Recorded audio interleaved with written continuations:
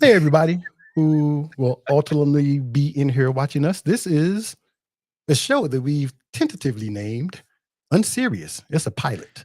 So I am one of your hosts, Real Estate Poppy, aka Dimitri. And I'll let you gentlemen introduce yourselves as I drink this Kentucky sunrise.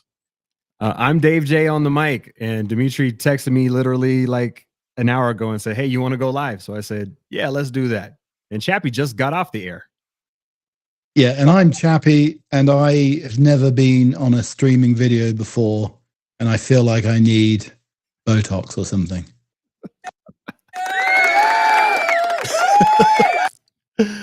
You do not need Botox. You're very handsome. You're a very handsome young man. It does look like just flattery. You're holding somebody for ransom, though. It looks like you're about to make demands.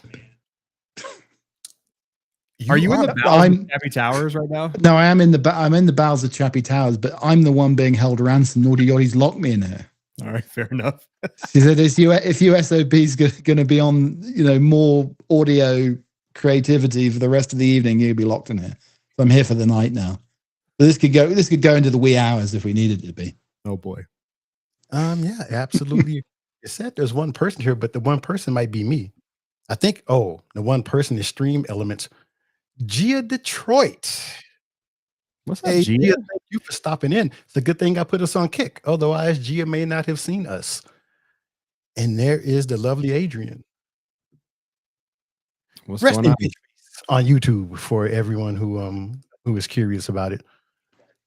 So, what we're doing with this show is we always talk, and we have some of the same concerns.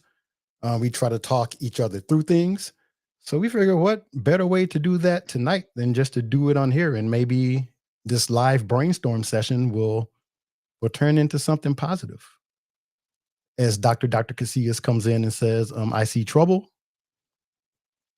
And yeah, Gia, it's good to see you too. Gia may not be a bad guest one day. She would be excellent. I heard her. I watched some of her live videos on Instagram and stuff. She's very, very good. I think she was asleep in my room the other day. I don't know if she was even listening to it last Friday. Now people appear. Yeah, exactly. Did you tune in? Did you make a mistake? You turned the wrong knob, didn't you? And ended up in my show on Friday. Yeah, it's okay. You can go to thing to say it. I was trying to explain that to V-Rod, this idea of like sometimes it's just about being a number in the show.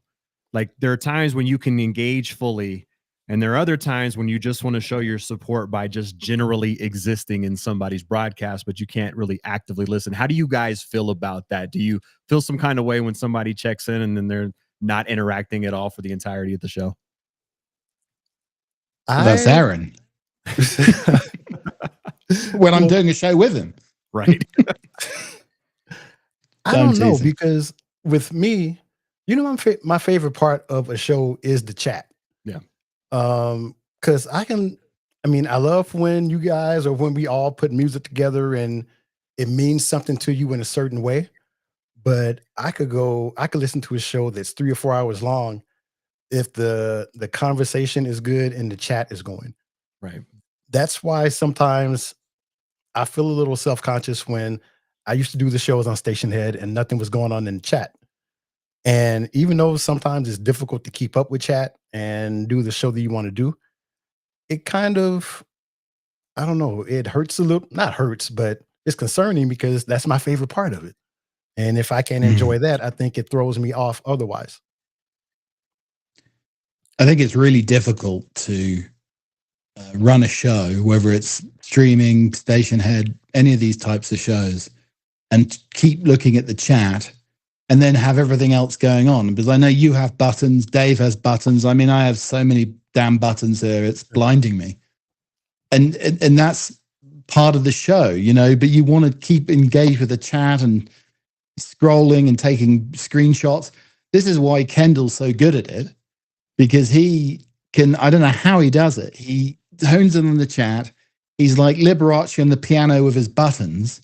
It's amazing. I don't know how he does it. It's like another world to me. 30 years. The ability to observe and categorize in his mind while he's in his stream of consciousness. He can pick it up looking on the side and put it in his pocket and know exactly when to pull out that card and play it to where it doesn't derail his, not only does it not derail his train of thought, but it adds to the conversation. Like, it's a subconscious thing that unless you have just thousands of reps doing it, it doesn't come as natural. And I think that's why he makes it seem so seamless, is that he can subconsciously make these decisions while he's still fully engaged in a one-way conversation of his own right. It's like casting the bait out there. Like, you know, I'll put something in the chat. I don't know, it could be Auntie Dion or something like that. And he's immediately got the music. He's got the voice going. The wheels are spinning. It's like amazing how he can latch onto that. You just throw something out there, a little bit of bait. He takes a bite of it and then runs with it. It's amazing.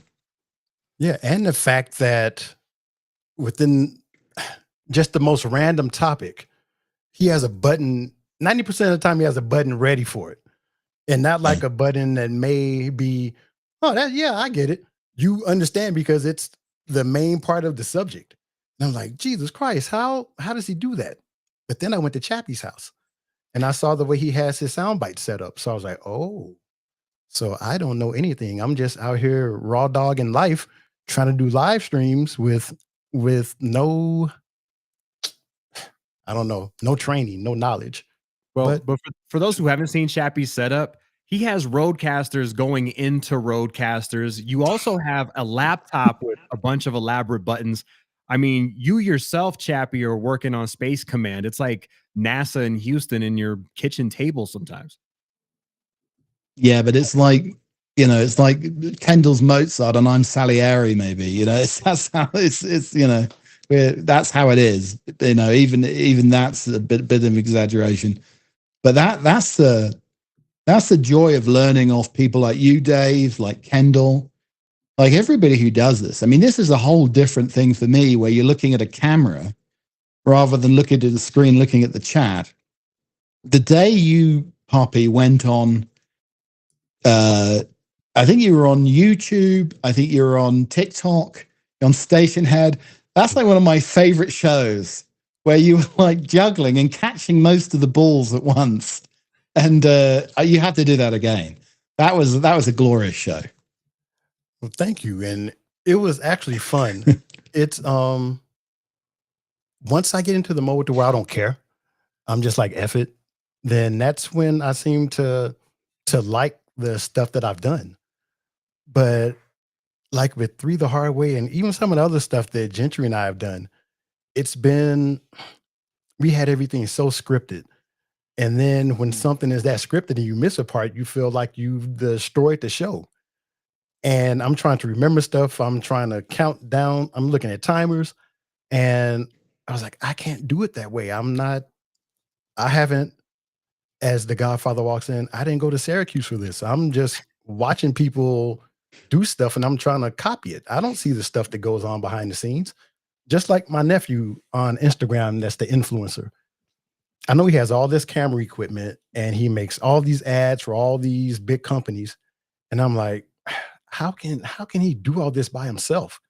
So one day I was at his house in the Dallas area and he had this crew of people come over. And I was like, you asshole, you made me think you were doing this by yourself. And you have 8 people out here filming stuff. You've rented a bouncy castle from these old people. And so when people are really good at something, I guess they make it look easy.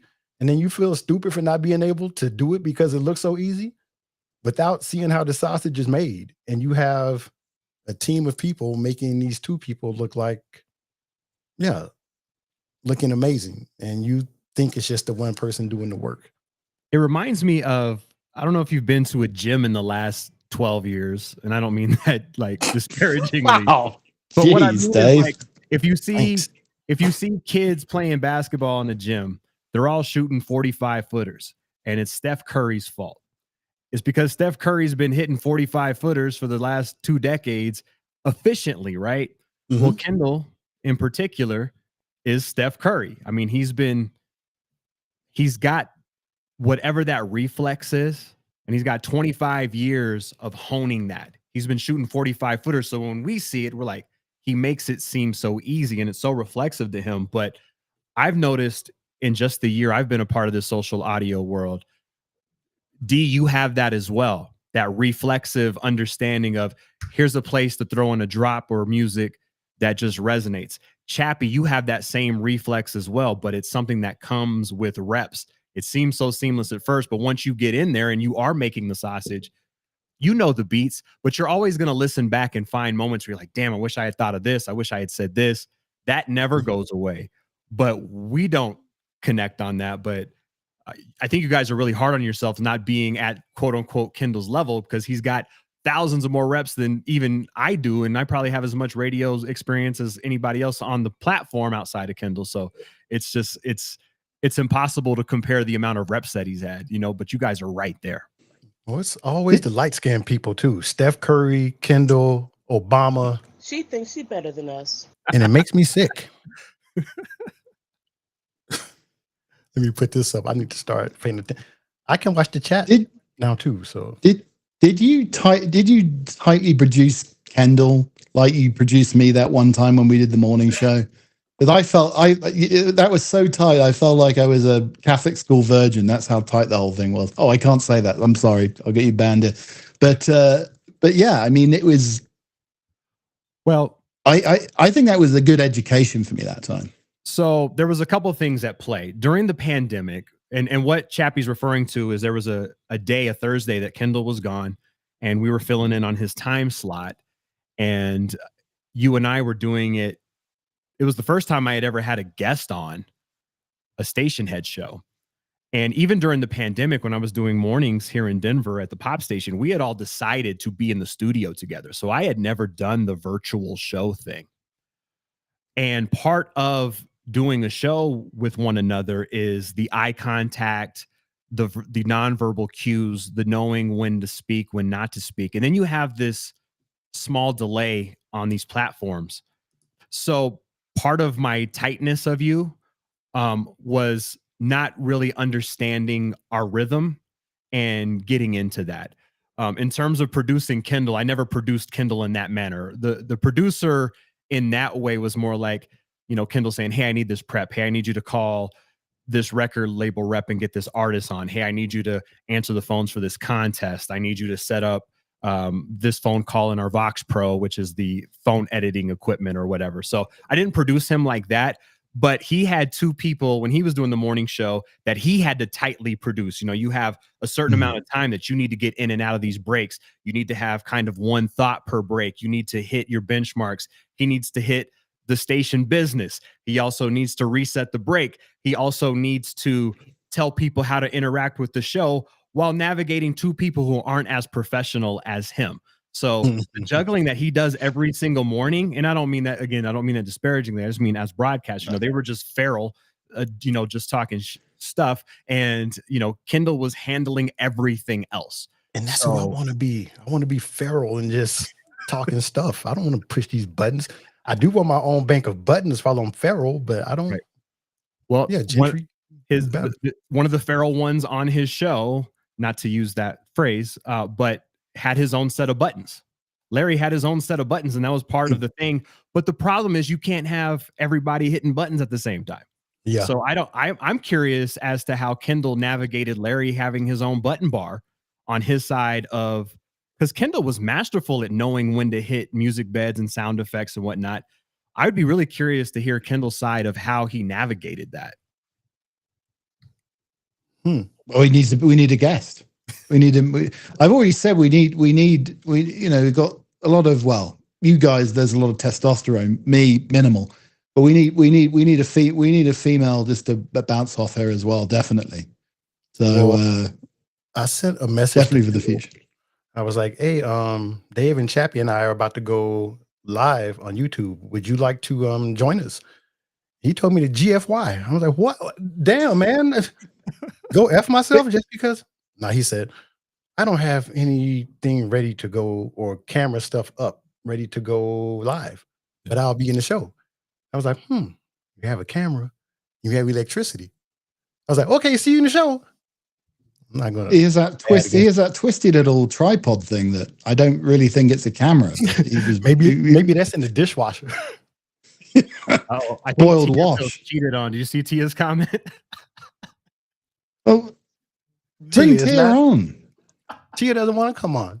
Tia says, "Wow, a whole new show." It is not a whole new show. This is just we popped up. Two of us have been drinking and wanted to talk about ideas about stuff, and what better way to do it than here? And then what if this is a big test for me though, guys, because this is the first time I've ever done a show after eating whilst on Ozempic, and it's a stream as well. So it really is the Ozempic Olympics here. I'm just sort of waiting. If this goes a couple of hours here, this could be a problem. I'm all right at the moment. You need to take your phone with you if something happens and go into the. What was Dave doing in that bathroom? But he was trying to make a foreskin. Are we allowed to say that? That's right. I was trying to see if I could. Yeah. But he was using some black duct tape and he made himself a foreskin, and I don't think he's taken it off since. And V-Rod really likes it apparently. So anyway, I didn't know what I was missing. It's a whole different sensation. Yeah, this is already looking like it may go bad. Yeah. Talking about Dave's foreskin, and I've never been banned on YouTube before. This will be fun. Tia, stop it. It's not a we're just talking. You can even see the name of the show is Unserious. Not the show. Of the stuff, the thing that we're doing is called Unserious. So yeah. There is one thing I wanted to say because Amanda just said something.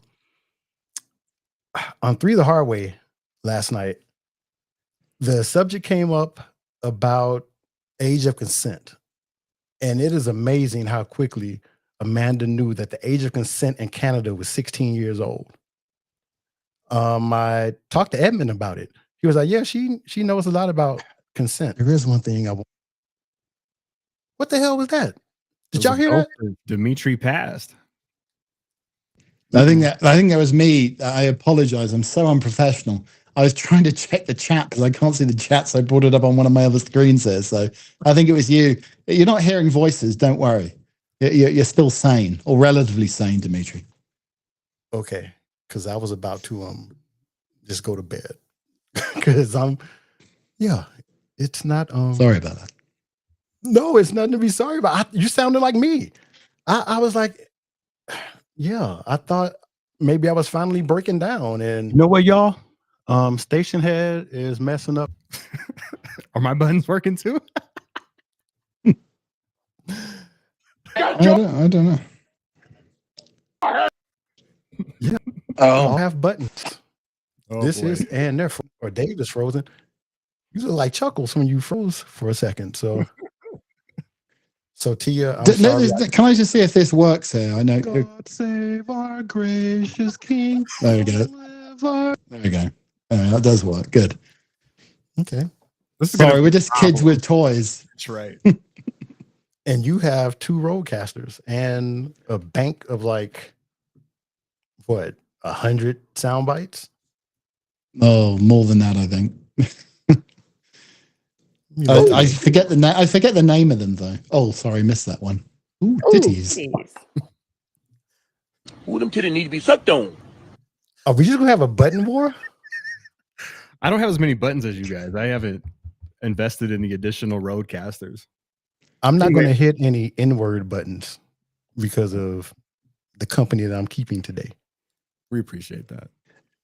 Yeah, I'm definitely not going to mention that special thing that's in a Snickers bar. Never going to mention that. Oh, the nougat. Never. So the initial topic of the show. Age of consent. 3 men talking about age of consent. 3 men in their middle years. Age of consent. How low is too low? Let's discuss. I don't even have a button for that one. I don't want a button for that because out of the 3 of us, I'll be the one getting arrested. And they'll have me right next to Kels and Puff. Kel, Puff, and Rep. And then you guys would be like, yeah, he was a monster. He should talk about all this stuff. Like, that lady was 50. Surviving Michi coming to Lifetime. So I would be the one jettisoned. You'd be okay. Dave would be the one who'd survive. You would be next rep, and then Dave would survive. yeah, he'll turn that privilege on quick, like Doreen does. I use Doreen's privilege. So, but Dave, to use his privilege, he can't say anything. He just has to sit there and nod and wave. Cause, God damn it. Here's Tia. See, the topic of the show, it's a new show. It's not a topic. We were having a conversation about some writer's block, some not being very creative lately, and just the hurdles and struggles of attempting to be a creator. So we decided to talk to it in front of everybody. And now Tia is being a bully. Tia says no Oh lady man, button. show. Oh, you want I just hit a lady button. Ooh, them titties need to be sucked on. If that's not a lady button, see? I mean, I have my snarky one, but that'll probably get us kicked off, huh? I don't think so. I swear to God, he's beating me in my sleep. Really? I am not grinding on that ugly ass cock. Fuck you and your mom, okay? I don't know. Is this a lady singing? Ooh, baby, a masterpiece. Yeah, that's a lady singing. Surely, I think. That's my favorite song that you play. What was that thing that Kaleo played on the Abstract on Friday? It was like the infomercial of self-pleasure. Yeah, it was some very dubious uncle who was helping a young man mop up after a wet dream. And saying, here, young man, here's my handkerchief. I'll mop that up for you. It's all natural, you know. This is what happens when you become a teenage boy, or something along those lines. But it was very, very good. Wait, who? And I saw that same clip. Time? Wait, to do what? I'm sorry, Chappie, I cut you off. Oh no, it was some educational video, I think, from like the 1960s, I believe. Okay. Tia's saying, "Don't gaslight me. You need to bring her on, and then she can have her say." Tia won't come on. She doesn't come on the show that she produces. You think she's gonna come on a random pop-up show that she hates with nothing but men and no female buttons? Tia, you have a female button on here. She thinks she's better than us. That's you. How can you not get more female than that? Jesus Christ. I feel she's aggressive too, considering her team just won the Super Bowl 72 hours ago. Like, she should still be pretty happy right now, right? Well, they tore up the city. So, you know, with Eagles fans, there's like give and take. That's Snarky's why. a burner. Uh-oh. What is she? I need to pay closer attention to the chat. Since Tia is trying her best to throw me off to make sure that this concept is not successful. So basically, we were saying that we're going through some writer's block, through some creative downturn. And we just wanted to discuss it. And to discuss it in front of you guys, again, this is going to help. You guys are like the tide, and you're going to raise the ship. And Tia, you are the executive producer of one of my favorite projects. Why would I do something to make you mad? Let me take that back. Why would I do something intentionally to make you mad? Because the first time I met you, you threatened to kill me. So you being mad is just, yeah, you're just mad. Tia X. You know, D, on the topic of like creativity block, you did something last weekend that I think is the great disruptor of like depression. And because I imagine you did that incredible GRU graduation. And then we sadly lost Miley the next day. And then you did your show talking about losing Miley. And I'm hoping that was catharsis for you. And then Jen came on in her Jen way and made it, you know, funny in a respectful way. She wasn't laughing about that. But the catharsis of talking through your struggles, I think, is a great creative blocker. One of the best moments I ever had on the air was talking about my divorce, because I could make fun of myself. I could talk about what I was going through. I could talk, you know what I mean? And I guess it became a form of pseudo-therapy, but I think one way when you're feeling like life is thwarting your creative juices is to directly talk about those things. Yeah, and I think it's for me, things like that, unfortunately, are easy for me to talk about because I'm accessing memories and I don't have to write those. I've already lived through them. So I'm just relating them to whatever pain I'm going through at that moment. But to write stuff like the riots, the Mountain Time riots, the GRU stuff, it's I don't know. That's always scary to me. It's always difficult to me because something that sounds funny in my head while I'm writing it. And just like when I've done comedy before and gone on stage and I knew something would kill and it didn't. That's I don't know. It's so scary to me, and I think that's a part of my block as well because I don't want to write something and have people not like it Yeah. because then that's just going to affect me going forward, I think. So, but if I can write it and I don't have to perform it, I'll be great because if someone else screws it up or gets booed for it, even better. I'm like, "Woo, I'm glad I'm not up there talking about that shit." I mean, Chappie, you do a show that requires you to be in a certain state of mind. Like you have to kind of be in a playful kind of headspace. But the very few times where you go serious are some of the most memorable for me as well, because you know those moments, obviously you don't want to turn every day into therapy session, but those moments where you bare your soul a little bit, I think are not only cathartic for the creator, but it creates a connection with the audience that you can't buy through a bit. You just can't, you know. And even the way you came on that Sunday after, Dimitri had been on talking about Miley, I think that was so impactful. And you also masterfully balance that with the silliness that comes with the flavor of your show. I think those moments are important for all of us. And I think it helps kind of dislodge some of those creative blocks. I don't know, Chappie, how do you kind of approach those creative lulls, I suppose? I went for a lull just after the election. Yeah. You know, that was pretty tough. Right at that time, I'd started taking this appetite suppressant drug, and it made me go loopy. You know, it made me very angry, and I'm really not an angry person at all. And I've never felt that. And Nicole noticed it, and I think people around me noticed it.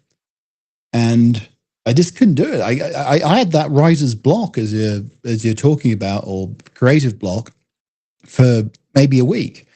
But I think we all need time out. And then I came back when Aaron came to the show, to Chappie Towers here, and I was right back into it again. But you sometimes need time out, because I think you took some time out beginning of last year, Dimitri, from Stationhead, and sometimes you just need that time out, and then you feel like people are getting sick of listening or sick of the nonsense, so you have to sort of change it up. I mean, it's very, very difficult, but I think with any sort of entertainment show or comedy, some things are going to work and some things aren't. You just keep moving, and you don't always know what people are going to latch onto, and that's the beauty of it. But getting outside of your comfort zone. When I was involved in the marathon you did, Dimitri, last year, I can't think of the name of it now, but it was Montgomery Brawl. Yes, Montgomery Brawl. And you said, "Oh, do you want to do a show?" And I thought, how the hell am I going to do this? You know, privileged white British man does this show. And I thought, you know what, I'm going to take a slightly different angle on it. And that was actually fun to do because it was, you get your creative juices going and think, well, I can't play the fool. I can't be the court jester this time. I want to do a serious show about a very serious problem, Windrush in the UK, with all those people coming over from the Caribbean and how badly they were treated. That was put me out of my comfort zone. I like doing it though, but it's tough to sometimes, you know. And then when Miley passed away last week, it made me think of all the dogs. I've lost so many dogs over the years. I mean, mostly old age, sometime one of my dogs had epilepsy or whatever and lost the back legs, walking on the back legs. And it just took me back to those moments when you're sitting there in the vet's office. And it really struck me. And you doing that show on the Saturday, I thought, am I going to do a show on the Sunday? And then I started thinking about it. And it was good to do the show. And hopefully it helped you. And it was, I mean, they mean so much, my dogs. I mean, I think they're laying down over there at the moment. And but I think about some of my past best friends, you know? So I think it's tough. You're getting out of your comfort zone, but that makes good creative broadcasting, I think. Yeah. And I don't know if I'm a drama queen or whatever, but I was going to listen to those songs. But then I figured I was sitting here in the dark with my headphones on and listen to it because one, they sound better. And two, I just need to be alone. And how do I be alone? I come on with 23 of my closest friends, and you guys helped so much. I mean, because you saw what Doreen was going through. She couldn't even listen to the show. So I was essentially here by myself again, which in most cases being by myself is fine. But then I needed something, and you guys were that something. And there was nothing that was scripted. I just started picking songs. You saw how many country songs I had? I had never heard some of them. I just Googled some kind of, what was my thing? Sad songs about dogs or something. I don't know. But yeah, the person who needs no one needed something then, and you guys were there for me. And it wasn't about trying to do a show or I hope they liked it. I didn't care if anyone liked it. It's just I needed to escape, and you guys helped me do that. Even Daydreamer sent me a text the other morning when I did a pop-up crying about Miley show. And I put in the chat that I was just going to play music. I can't talk right now because I'm crying. And he sent me a text and said, hey, bruh, just, it was something like, just feel it. We're all here. No need to talk. And I started crying even harder because this is someone who I've known a relatively short amount of time, but to be that caring and to know me enough to know I needed to hear that, it's amazing. And that's why I'm thankful for the Station Head app, even though I hate it.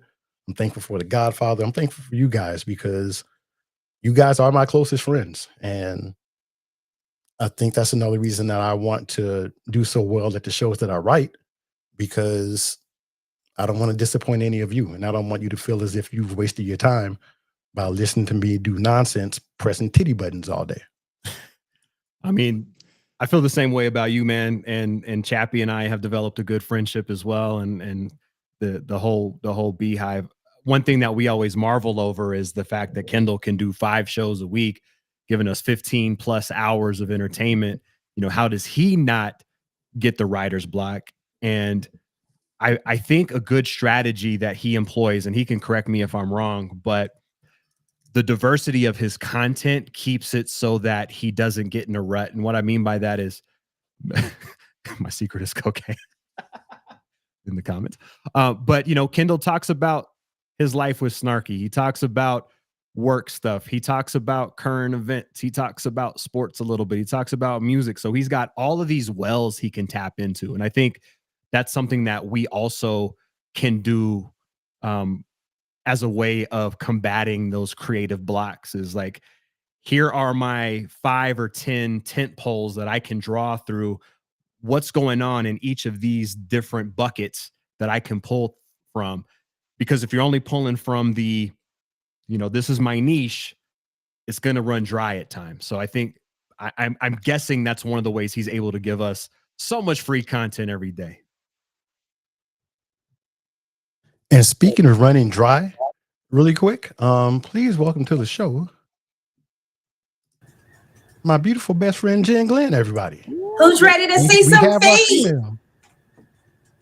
Oh, I thought this was my OnlyFans. I'm so sorry. Didn't need to be sucked on. I'm on the wrong show. Hey, y'all. Hey, what have you been drinking? Say it again. Where have I been? What? What have you been drinking? Nothing. I had one Diet Coke today because I'm trying to cut down. Okay. Cutting The more down you know. what, aspartame? Like what's the problem with Diet Coke? Yeah, I have a real sensitive digestive system, and I'm like, well, maybe if I cut down on the Diet Coke that I drink and drink more water, maybe I'll have an easier time in life. So you got the Ozempic gut that Chappie's dealing with when you drink too much. I don't know if mine isn't from Ozempic. Yeah. If I want to lose weight with drugs, I have to do it the street way with like meth. Well, you know what? You are going to get banned. Well, you know what? That's Chin's goal is like, we can't let another show start here.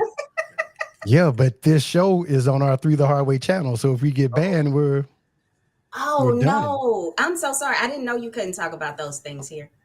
Oh, so you came in intentionally trying to sabotage Tia Center. What's the difference? What's the difference, Jen? You on Through Your Hard Way, you come on like Mother Teresa, and you come on our show here, our pilot show, and trying to burn the house down. What's going on? Because there's a lot of snakes on this plane today. So I figured, I figured y'all would be passing out cigars and doing all kind of stuff. I'm about to hit one of my N-word buttons. So Jen Glenn has the belief that the fellas chat is just titties all day, and it's not. Like, we talk about our feelings and what we're going through. It's a real there are butts as well. I don't believe y'all are talking about feelings a lot. I have listened to men's conversations. Basically, y'all could come together because somebody's father died. Y'all will talk about sports. Y'all will talk about that person's family, lightly touch over kids. And then it was like, okay, man, you doing all right? And then, walk off. Y'all barely go deep in there. It's not true. Thank you. Not for lack of trying. So Dave, you're a little different. Chappie, are you different too? Will you go there? What? Look at titty pictures all day. Ooh, titties. Well, I do like butts as well. No, I'm talking about going deep inside your boys. You know what I mean? Meaning like you're trying to get at the emotion of. That's a technical foul. 2 free throws on the side, ball out in possession. Yeah, you might get ejected. Talking about going deep with the boys. What's wrong with you? It's not that kind of show. No, I'm talking about your insides, your emotions. That's what I'm talking about, my insides. I ain't going deep with no boys with my insides. I see y'all don't want to have real conversations. No, we do have real conversations. You're the one casting aspersions that we don't. Oh, well, set me straight, Dave. Set me straight. We have found sanctuary in one another. There's a brethrenness that occurs between members of the Beehive that the ladies can't be privy to. We can't expose all of the machinations of that, but it's more than just titty pictures. There's a lot of titty pictures, but it's more than just titty pictures. I'm looking up machinations right now because I don't know what that means, and I'm smart. Isn't it machinations rather than machinations? Anyway, not in this continent. I'm not in Brit bashing as well. I'm not privy to this man's Instagram channel though. I've never been part of this. You don't. You're not in the group chat. No, I'm not in the group chat. I hear there's one with Edmund in there. There's Poppy, Dave, Daydreamer. I'm not part of that, and I feel it's because I'm a foreigner. I need a special code word to get in. Y'all, that's not right. He is saying that because he wants you to be an advocate for him, to be on his side. Collie sends more titty pics in that group chat than anybody. And not like ones that he finds online. These are ones from like the sausage picture that he sent me. There were some titties behind that. And when he had the afro. So he's just trying to disassociate because he's the dirtiest person. Like we're Charlie Murphy, Collie and Daydreamer, they're Rick James. And they want to lead us into the abyss. And that he doesn't. Subterfuge. Oh, I See, think it's always the ones you don't expect. You know what I mean? You would think the ones with like titty drops would be the problem. But I Yeah, I guess don't it's have not. I need to find a titty. I need to find a titty drop. Oh, See, now, she frozen now? I had am a I bunch of frozen? them, but you were, or was that? I thought maybe it was me because Houston has top quality infrastructure. So yeah, it was probably me. Am I still frozen? Nah, but it looks like you're talking from about 5 minutes ago. Yeah, I don't know. What should I do? Should I leave? You're No, doing absolutely like not. kung fu movies, where like the voiceover doesn't match the voice. Yeah. Like you look like you're about to challenge Kareem Abdul-Jabbar to a fight. Kung Fu Gentry. Because I can go That's out like because some of the Kaleo, I know Kaleo wants my square. It would be so great if he could come on. And I was going to say something, but I can't remember now. It's probably the Kentucky Sunrise. Oh, that's yeah. one thing that you shouldn't do. You shouldn't drink before you. Actually, I should drink before this because that first show after I was Ike Turner and we came back and I said I was 87% like unstressed or whatever, I had been drinking. So maybe that's my secret. Just to drink? Yeah, not to the point to where I can't run the ball. Hi. Hi, You know, my dog just died. Yeah, like I was thinking that. Now you're here rubbing it in. Look at my dog. My dog's alive. No, so here's the thing. He was on my leg. He was trying to get a hump in, and I had to lift him up out of the danger zone. So it wasn't like that. I had to put him in like air jail for a second. That's just like he heard Jen's voice and started humping you. Yeah. That's what happened. Her voice does that to dogs. Remember her neighbor's dog left that yogurt on her pants? Well, that's a bit of an embellishment, but yeah, I was attacked. I'm still in counseling about that. So, Dimitri, what's a Kentucky Sunrise? Is that bourbon and orange juice? It is. I think there's supposed to be grenadine in it, maybe, but I didn't feel like looking for the grenadine, and I had to hurry up and get in here. So yeah, bourbon and orange juice. I think that's my thing. I'm the Dean Martin station, the Black Dean Martin, because when I drink, things feel better. Because what's crazy is there was actually a black member of the Rat Pack, and he still picked a white dude. He still picked Dean Martin. But Sammy doesn't drink. Oh, not like that. I don't think Sammy drank or ate pork. Sammy didn't drink to the point of passing out, which I don't either. But out of all of the Rat Pack, yeah, I would probably be Dean Martin. Who outdrank? Do you think Dean or Frank? Like who could drink who under the table? Frank hit it hard as well. Yeah, but I don't think he could compete with Dean. Who do you have the way fight? I don't know. Didn't Dean die of cirrhosis of the liver though? Wasn't that part of what finished him off? But so I mean, I don't think Frank died. I mean, maybe booze related. I think it's a heart attack. But I think didn't Dean have cirrhosis of the liver? I don't know. That's what I remember. Well, anyway. If he did, that proves my point. You're gonna try to. Well, she just left. I guess she hates Dean Martin. She's like, Dean Martin ain't black. Bye. He died of lung cancer, but he probably had cirrhosis of the liver too. Oh, he did. It was lung cancer. Okay, according to Google. Damn, Jen just left and didn't say anything, did she? Yeah, I know. She's like, it's Black History Month, and you don't want to be Sam Davis Jr. F you, boop, and then just left. So, and Dr. Casillas loves Toby. Kendall's talking about Toby. Oh, she's back. Why is she? What? I'm not gonna say it. Oh, she stopped. Why are you fanning? You going through the chain? No, listen. It's hot in here, and I have dark-skinned people problems where I have a lot of lights on me right now, and these lights are hot. You know, a black man created carbon filament. Oh, thank God for him.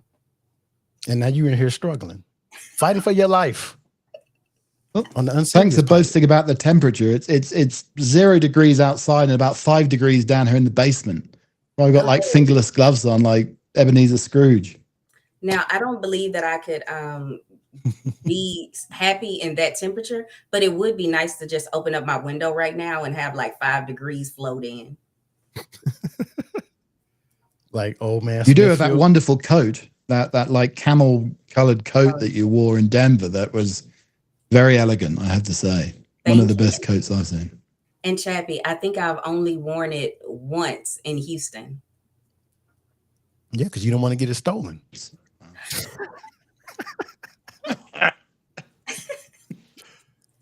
We have somebody from Canada watching us right now. Oh, nice. So it was a client. Did you know the age of consent in Canada is 16? 16. We heard. Oh, yeah. It's amazing that she knew that like right off the top of her head. Was she the one that roofied you? No. The lady that roofied me was from Las Vegas. So this was a client who we don't even look at house stuff anymore. We just talk about, she has a catering business where she makes these amazing charcuterie boards. And you know, me being a black fancy person, I love charcuterie boards. So we started talking and I found out that she is just as ratchet as anyone in the Beehive. So I and Doreen have had happy hours, like virtual happy hours. And yeah, finally she's been able to catch us on YouTube. So thank you for being here. That's it's awesome. probably not going to be in the chat, but yeah. What was I talking about? I love when you can meet somebody that has just the right amount of, like for the Beehive, you have to be a bit ratchet and a skosh bougie. Well, that's what I loved about the party is that there was like a slight moment of everybody with their, like they were acting right for a minute. And then that came down very quickly. Yeah. You know what I mean? Like we kind of dropped pretense there, but there was a moment of like, all right, how is this going to play out? And then I think when Jen, you started getting ready for your show, like everybody kind of dropped that and we're like, okay, now we're in our element a little bit. Yeah. Yeah. That was so fun. It really was. I think we need a quarterly meetup somewhere because that charged me up so well when I got back that I had like 2 days of straight work. I don't know why I'm like this now, but yeah, meeting up with you guys and getting that recharge would be great. And we could write it off because we're creating content. I can't wait for the ship. Me too. So I may as well say it now since Tia's already mad. We didn't get a picture, Tia. Three the Hard Way didn't when Gentry was here. And it was Gentry's fault. So we decided that we're going to do it on the ship when we're all together. Well, Michi he was trying to make me miss my plane. I didn't want you to leave. Yeah. Oh. You should just move here. I mean, what's in Houston that isn't in Vegas besides my kids. Excessive crime? Oh, your kids can't leave? Are they on probation? No, but I guess school is probation. So, well, and it hurts me to say this, but Houston schools are probably better than Vegas schools. So if you bring your daughters out here, she's going to be super smart. She's going to be valedictorian easily. She won't even have to fight for it because. And I just feel like a city like Vegas would be high in crime. Just because of, it being so Vegas-y. Is that not true? I think Houston is higher in crime than Vegas because Houston is more rhythmic. Well, it has way more people. So I'm glad Dimitri said that. Wait, were you thinking it, Dave? Like black ass Houston, crime ridden, raggedy ass, no infrastructure.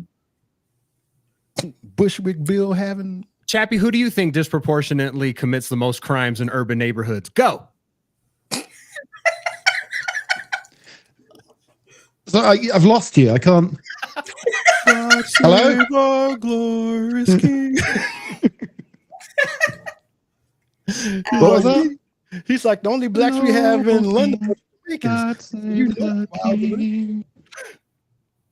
Yeah, you broke up. Worst crime in the US, it's Albuquerque. There we go. I've answered the question for you. Sorry, you broke up a little bit. Not so you aren't a rhythmic. fan of the Hispanics.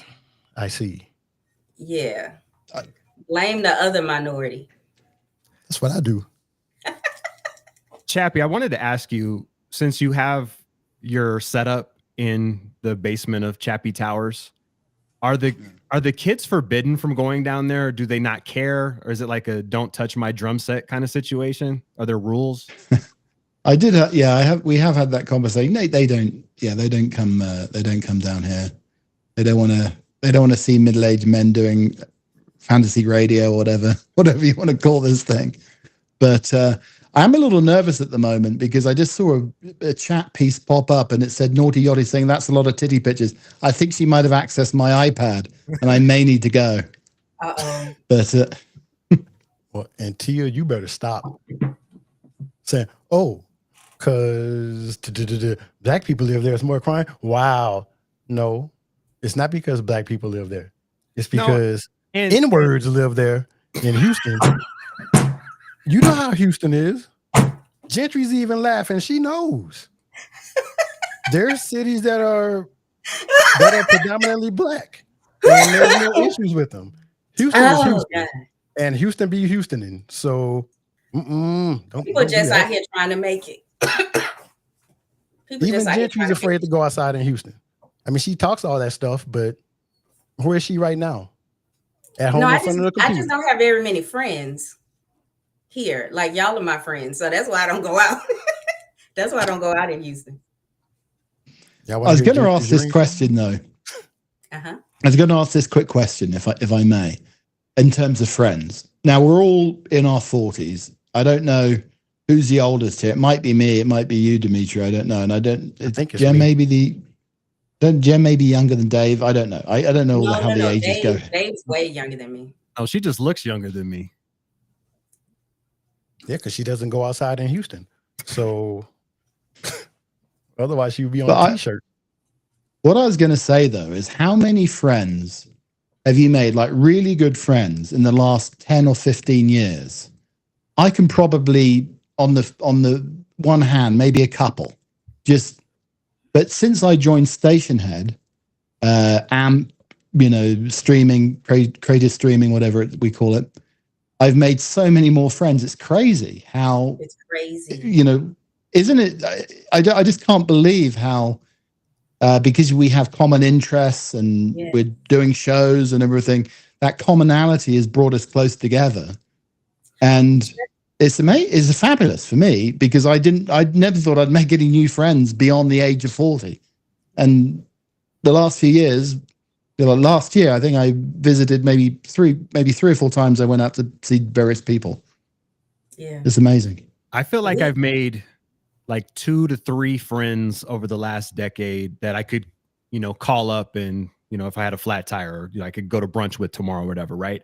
But the relationships I've made with you guys in the last year has made me kind of put those on the back burner a little bit, because I realized I have deeper connections and conversations with you guys. And obviously day in and day out, we're kind of involved in each other's lives and in a different level. So it's made me even kind of reassess those friendships a little bit, for better or worse. Yeah. Chappie, I know once we were doing a show about friendship, and I was saying that, the best way for adults to make friends is to find a hobby that you really love. And then you'll meet other like-minded people. And I think that's what we've done here, because to want to do radio in 2025, there's something about you that you still think that that's cool. You know what I'm saying? And like, you want to have a personality without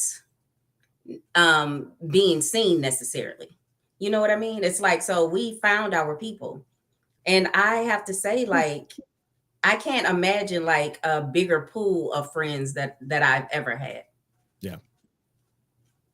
Maybe in the military, because that was one thing, Michi, that was one thing that we all had in common. The fact that we were all, at the time, we all had that bond in common because we were all in the military, or we were all in the Navy. Yeah. Michi and I worked at a joint service command. So. And you know what? Even with all that, with our groups being next to each other, I still don't know what you did. Well, I think that was on purpose. Yeah, that's how it was set up. But I mean, based off of what I had to send every group, I could figure it out. Like when I had to send coordinates, I knew that, oh, this is direction finding. They're going to try to triangulate. But with your group, I think whoever led your group, their parents were like in a high position or something, because I don't think y'all did anything. But before you respond to that, I would like to welcome to the show Kaleo. What? Wow, this isn't AA. I know Kaleo. I thought it was OF. That's okay. welcome to the show, Kaleo, the young Quincy Jones of Station Head and everywhere else. How many more people can you add here? Is it what? 5 more. Were you in Baltimore earlier? Dimitri said you were in Baltimore. I was. We're just trying to see who's in the most dangerous place. We got Vegas, Houston, Aurora, and Baltimore.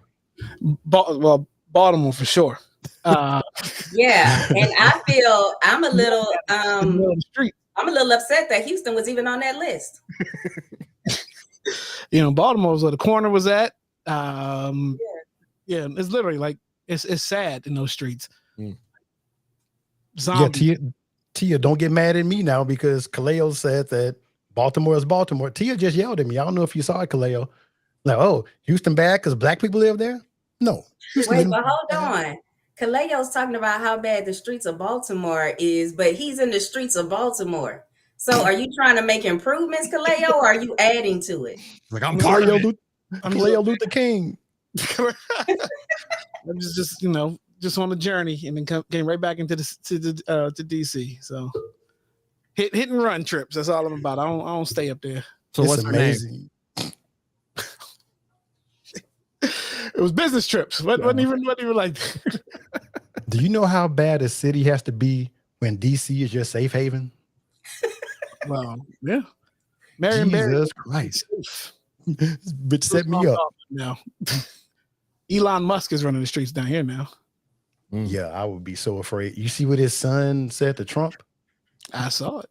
What did he say? You're not the real president. Get your ass out of here, dummy. Yeah. Told him to shut the fuck up and everything. Yeah. He told Elon Musk that? No. Yeah. No, Elon he told Trump that. And Trump was just sitting there taking it. How you gonna sit at the Resolute desk and let a 4-year-old cuss you out? Let me make sure I understand. Elon Musk said that to Trump. No, His Elon son. Musk's kid said that to Trump. Kid. Mm-hmm. Like 4 years old. The one with all the symbols, the hieroglyphics in the name. It was that one. Hold on, I'm gonna find it. Y'all talk amongst yourselves. Why? Yeah. So we were talking about writer's block, right? We can double back that real quick. Yeah. Mm-hmm. So yeah, writer's block is to come up with a creative idea every week and figure out like, well, we'll start with the podcast. Like sometimes the stories that we pick just kind of carry themselves, but you got to be entertaining in there somewhere, right? Yeah. Like, and sometimes you're just not in the mood to entertain, but but you have to, right? You have 20 plus people watching you, and they can pick up on if you're not feeling it, right? Yeah. So that's like one of the worst things, especially like last week was tough because we had been gone like out of rhythm for almost a month, and it's just muscle memory and just trying to figure out Oh, you found it? I found it. My bad. I was trying to mute it so it wouldn't interrupt you, but as I always hit. This ain't my real job. I sell houses. Yeah, so proceed. But Kaleo, do you find that you have to get back into the groove when you've been gone for a month or month and a half? Okay, so you really do feel that. Yeah, and then you got to figure out what story. Like, there's so many stories we missed within that month. Like, what do we touch on? Like, we didn't talk about the inauguration because we were out. Like, do we double back to that? Or, that was what it was. So we opted to leave that off the table. Like, it was what it was. No need to go back down there. The Diddy thing. Like, there's always some Diddy news, right? Do we bring that up? No. So it's kind of kept it to what was most recent and popular. But then it's still muscle memory as far as transitioning and, we got through it. But, that type of block. But then, like, writer's block, because I write other stuff, too. Like, I think when me and Poppy had that back and forth was amazing because it forced new ideas, you had to come up with something new, like in order to stay relevant within that story. Yeah, at one point I didn't sleep for 2 days. It was after I did the first thing and then played Rihanna at the end. I was like, that's Chef's Kiss. Then I was like, I think I wrote, no, it wasn't then. It was after he killed himself. And I was like, all right, I guess you won. It's over. And he wouldn't respond. I was like, Gentry, write him. And he didn't respond to her. I'm like, oh, Lord. He's looking out the blinds like you coming after him. He's looking out the blinds like he just shot somebody. And that's when I started writing that story, The Lion Hawaiian. So I guess we'll never hear that because we're good now. But yeah, it's like pages and pages of just. But wait, do you still have it in the vault in case you need it? Absolutely. I do. So like Kaleo is on notice. He's got to stay locked and loaded too, just in case. Every good storyteller has something just wait, that can be ready to be released any moment. I mean, look at the whole, Drake and Kendrick thing. Some of that stuff was just sitting around. There was a rapper, I forgot who it was. Kaleo, maybe you know the answer to this, that said they wrote diss raps against the top 5 rappers or the top 10 rappers every single year. They had it locked and loaded in case they needed it. You ever hear that story? I've heard that story. Was that wasn't any of the 3. That was this was Soulja Boy. Like, Soulja Boy, what you doing writing shit for? Was it Lupe? No. But you get the gist. The whole idea is that you keep ready some rounds in the chamber in case you need them, I suppose. Yeah, stay ready. Well, and I told Gentry that because she was like, no, it's going to be okay. I was like, no, I have to write it because if he does something tomorrow, I'm going to do a show right after his and already have this response ready to go. And thankfully, I didn't have to do that. When I tell y'all this man did not sleep, I was like, no, I think, listen, you can't come back from I killed myself. Like, so, that's it. That's the end. That's the end of the sentence right there. That's the period on our beef. I'm dead. So when y'all came back with the repass, yeah. Okay. I got pinged. Hey, they doing a repass. For a moment, so I tuned into the repass. It's like, oh my god, this is funny. Then of course, Art kept it live. It's like, man, is the repass the rebuttal, or do I have to wait till? I mean, it's some of the most creative and fun times. And then also just remember though, last year, if y'all didn't follow the impossible beef that I had started with my crew, like I was already in kind of response mode, and it was a good year last year to do all of that kind of creative stuff. Now, Kaleo, can I ask you about the WRSC podcast and specifically how it feels like a departure from what you do like in the chat and on the creative side. And that's not to say you're not creative on the podcast, but you being the driver. Mm-hmm. And I talked to Dimitri about this a little bit as well. The idea of like, when you're focusing on the technical side of stuff, do you feel ever stifled creatively, or you're not able to be your full expressive self because you're focused on that aspect of it? Absolutely. In the chat, like there's no handcuffs in that chat, right? And I'm not on camera, so I can say whatever I want to say, and I can just leave the room if I don't want to see anybody's response. Like I'll say some of the craziest shit in these chats, and I'm like, well, I can leave and I don't have to care about anybody's response. Like last night, when Roland left me out of the roll call, like he didn't say my name that I was in the room, I was like, oh, he could catch it all night now. I felt motivated to just every chance I got to do it. But then when I'm on the pod, like that's business, right? I gotta, because you never know who's watching, what episode's gonna catch, a producer's eye and be like, oh, this is it. So I gotta stay focused on that. And I can kind of teeter the line there, and I'll let CB or E Rich kind of pick it up there. But then it's all about, like, we only gotta try to be on for an hour. So we gotta be, it's a machine, right? So that's the business side. That's what's gonna be hopefully the money one day, right? So it's two different sides of me. Interesting. Yeah. But I thought it was so funny in Roland's show when you put up that GIF that I had never seen before of some man wearing a white sheet with glasses on top and a phone talking about it's me. I was gonna be a ghost since you obviously couldn't see me. This was me tonight. And he just kept riding Roland until I left the show. So that was funny. Roland had a great show the other night too. Y'all, Roland had 40 people in his show. 40 people in there. Yeah. I was so proud. And I was like, I'm not leaving until it gets up to 40 because it kept going to like 38, 39, going down. And then I was like, oh, I'm so proud of him. He's at 40 people. I haven't seen that number in Station Head in a while. There's a great show. It made me think, though, that it was like Roland's other family we never knew he had. It was like he on the side. Like he drove, like I said, he got the whole family on the other side of the block we didn't know about. Yeah. He has a family in East LA. So Yeah, what do they call him?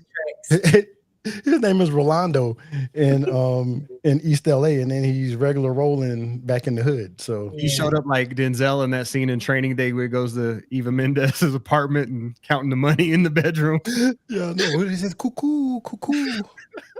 Hey, mijo. Why does Roland always catch so much stuff from us? Because he's so chill and he's 86 years old. Yeah. You know what's so? I was going to talk about this. I was going to talk about this on the show tomorrow, but I guess I'll talk about it now. Like, Roland is probably the one person that maybe surprised me because his persona on the radio, don't get me wrong, it's smooth and cool, right? But to meet him in real life, I mean, he's very like sweet and gentle. He's like Jamie Foxx in The Great White Hype. Like when he's all like shy and be like, yeah, like he's so sweet and gentle. And I loved him. Like I loved his presence being there. And y'all to see him with his mommy, like it was the cutest thing. Didn't you think that too, RP? Like when we went to see Mac Bro? Yeah, because I looked at Roland when he was talking to Mac Bro, and you could see he liked the little kid. Yeah. But don't get it twisted. Roland will beat the shit out of you if if the need arises. But that's probably all of us. That's the thing about creative people. So cool, so cool. Yeah, but as he's beating me up, I'm like, at least I don't act like a little boy when I'm around my mama.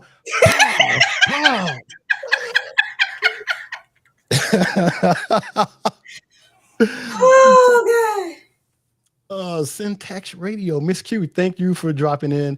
And I see somebody on Kick that popped in. I really don't want to say that name because I guess I can say it because it sounds no. Thank you. Is Christ coming. is coming. Get a towel. What? Christ is coming here to town? Get a towel. No. Gee. That's Pimo. It has to be. Let me stop because I've gone too far with Pimo with the cologne with the chloroform by Pimo. I think he's forgiven you. But I haven't apologized. And let me just say it on here. The reason I did it is because he told you he was going to chloroform you. And it was a joke. Because obviously he's not, 99%. I'm 99% sure that Pimo would not chloroform you.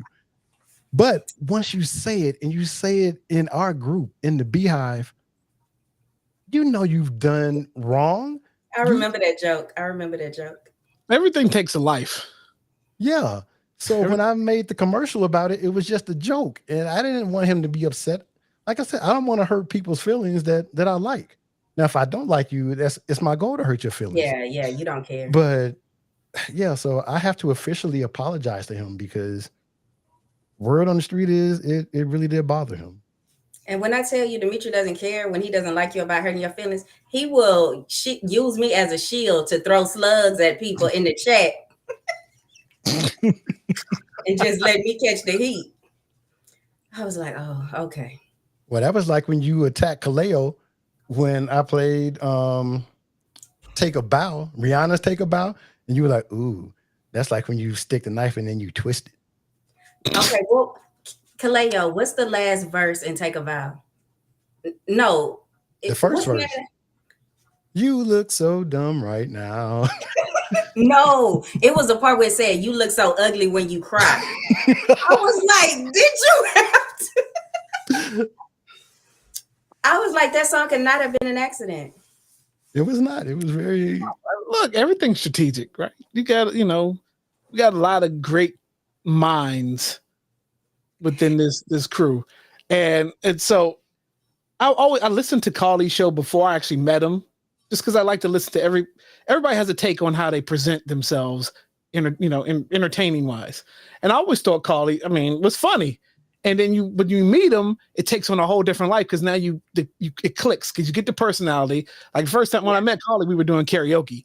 So now you get it's hard to sell somebody you never met on your personality. Yeah. Because you don't know what's going to land as far as jokes, or somebody's going to take some, be offended by something. You don't know how to tread that fine line. Like, I always felt that Carly was always originally himself, right? And now I listen to his shows, I know who he is. So when you have the food tastings, I'm all in it. When you're walking through the woods and like some WPS stuff, like the project, I'm like, that's him though, like, right? But yeah, so we're all a bunch of creative minds, and I think that's what keeps the crew growing, right? Because yeah, we give Kendall the credit for bringing us together, but we're all different extensions of him, something also ourselves. Wrong button. Kathy, I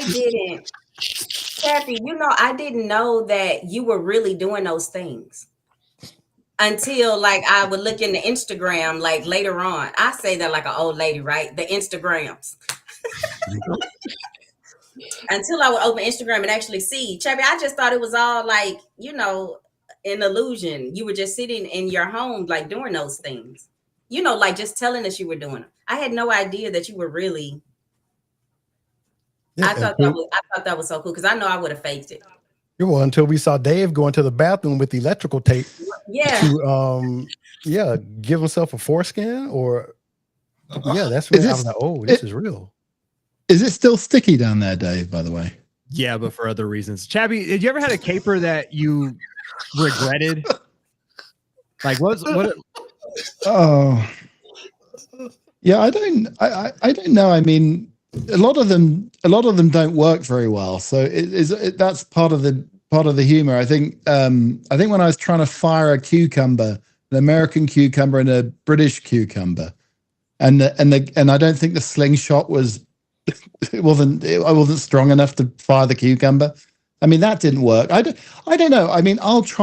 I'll try anything once on air, and if it works out, fine. If it doesn't, it doesn't. I just don't have any shame in that way. I want to try different things, and I think when I did the show on the beach, the audio wasn't quite there, so that was a bit disappointing when I listened back. But I'll just give it a go, and if people tune in and people want to listen to it and then people want to watch the Instagram reels afterwards, that's great. I just want to do something different that other people aren't doing because I don't know.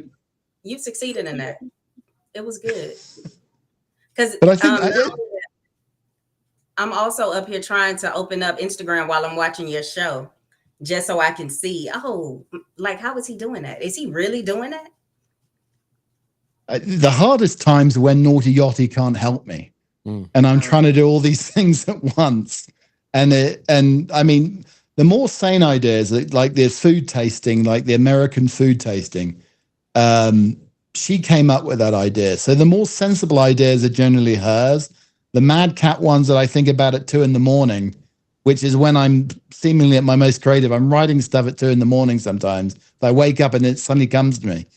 They're the crazy ones. But I used to listen to. I love radio, like a lot of you guys. I know Dave likes radio. Kendall, over the years, have radio heroes.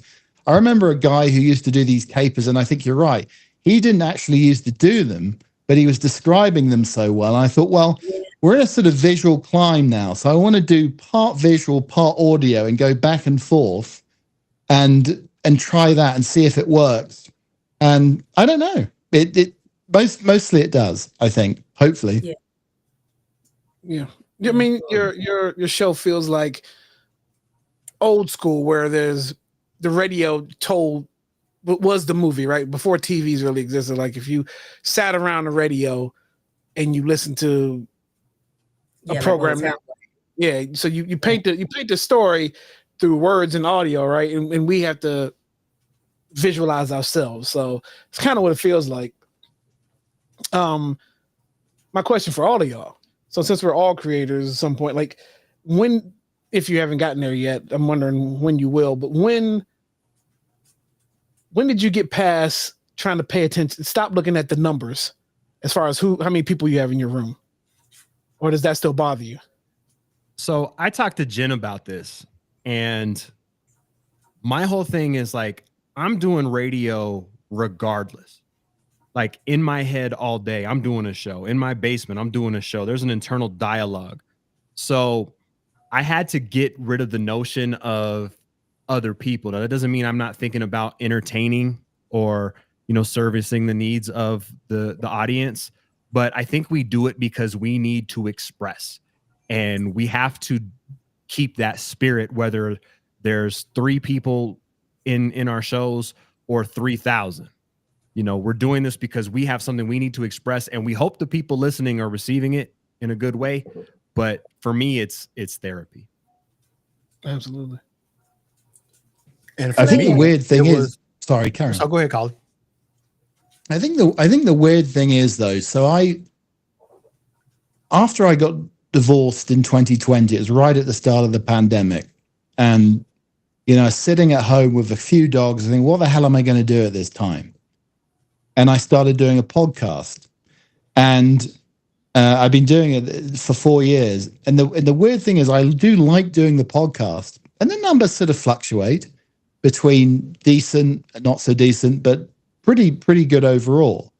Mm-hmm. But I get more joy doing the station head shows and the Friday show and the Instagram lives and whatever than I do doing the podcast. Now, I like the podcast, and I probably get more people listening around the world to the podcast, but I much prefer doing the station head and Instagram stuff. It's when you're interacting with the audience.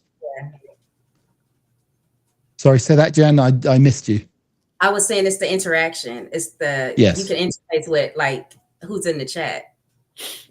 Yeah, I mean that's great, and you get the feedback.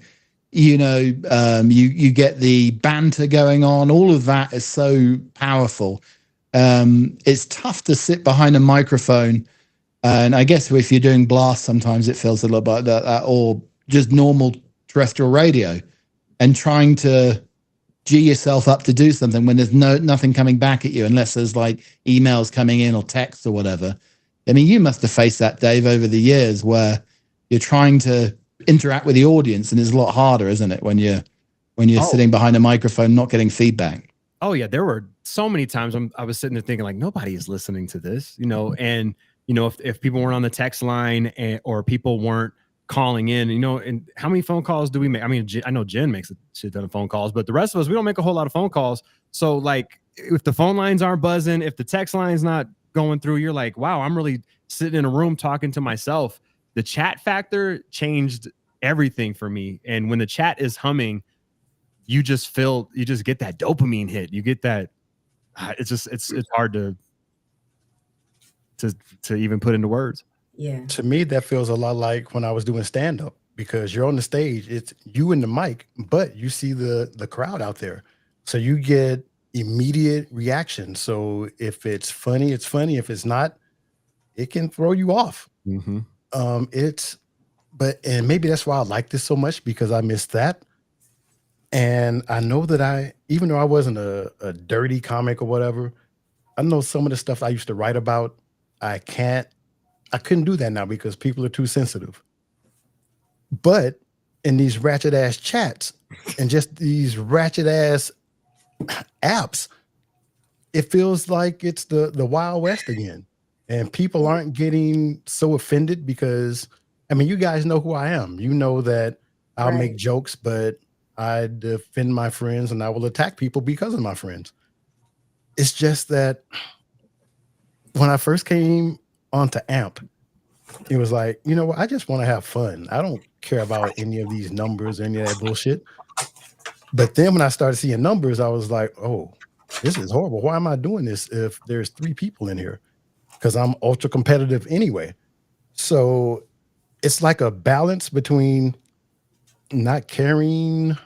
And I should, that's a bad word to say, but yeah, but not caring about the numbers and just doing something that makes you happy versus your competitive side coming out and you want to get these numbers. And then I have a third thing with that because I can't promote stuff the way I want to because I don't want my youngest sister, who is 9 years older than me, to see how I am in real life. I mean, she's like a mother figure to me. I think I was telling the story earlier to somebody how she saw me on my baseball team kick one of my teammates because we started fighting. And the next week I was in Taekwondo. So for her to see me doing stuff that's the true me, that's the gentry me, the ratchet me. That's why I don't promote the shows the way that I should, and that's not fair to me. It's not fair to Gentry. It's not fair to Tia, even though Tia's been attacking me all night for no reason. Yeah, so I'm a complicated person, as you guys can see. You know what I think about you is it's funny that you worry about what your family's gonna think. The way I speak on the radio is the way I speak in front of my family. Like I make those same jokes. I make those same jokes at church, but I worry about the other school moms listening to me or people I have to associate with outside of, people you should try to make a good impression on. You know what I mean? Mm-hmm.